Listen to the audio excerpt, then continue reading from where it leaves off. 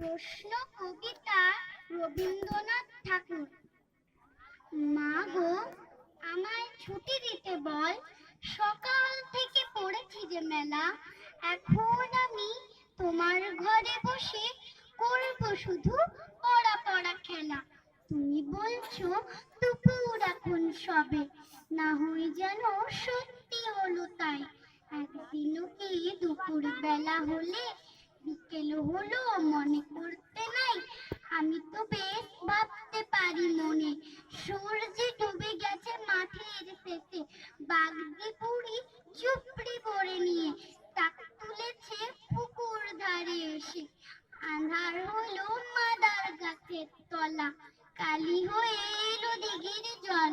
হাটের থেকে সবাই এলো ফিরে, মাঠের থেকে এলো চাষির দল। মনে করে না ফুটলো সাঁঝের তারা, মনে করে না সন্ধে হলো যেন। রাতের বেলা দুপুর যদি হয়, দুপুর বেলা রাত হবে না কেন? নমস্কার।